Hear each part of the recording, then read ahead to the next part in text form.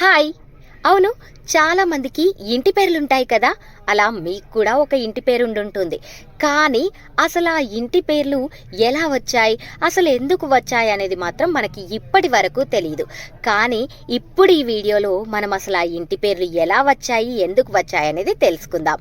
అయితే కొన్ని ఇంటి పేర్లు వాళ్ళ పూర్వీకులు నివసించిన ఊరు లేదంటే వాళ్ళ ప్రాంతం నుండి వచ్చాయన్నమాట.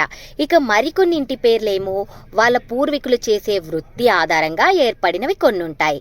ఇంకొన్నింటి పేర్లేమో వాళ్ళ వంశం ఏదైతే ఉంటుందో దాన్ని అందులో ఉన్న వీళ్ళ మెయిన్ పర్సన్ ఉంటారు కదా, అంటే మూల పురుషులు అంటుంటారు కదా, వారి ఆధారంగా వచ్చినవి కూడా కొన్ని ఉంటాయన్నమాట. అయితే ఒక్కో ఇంటి పేరుకు కూడా ఒక్కో మూలం ఉంటుంది. ఇప్పుడు మనం ఉదాహరణ చూసుకున్నట్లయితే యలమంచిలి, గొల్లపూడి ఇలాంటి ఇంటి పేర్లు మనం వింటుంటాం కదా, వాళ్ళ ఊరు ఆధారంగా ఆ ఇంటి పేర్లు వచ్చాయన్నమాట. అంటే ఆ ఇంటి పేరుకి ఉన్న వాళ్ళు వాళ్ళ పూర్వీకులు ఎవరైతే ఆ ఊర్లో నివసించి ఉండడం వల్ల అప్పట్లో ఆ ఊరు పేరు వాళ్ళకి ఇంటి పేర్లుగా మారాయన్నమాట. ఇక ఇంకొంతమందికి కమ్మరి, చాకలి, మంగలి ఇవేమో వాళ్ళ పూర్వీకులు ఏదైతే చేసే వృత్తి ఉంటుందో దాని ఆధారంగా వచ్చిన ఇంటి పేర్లట అన్నమాట.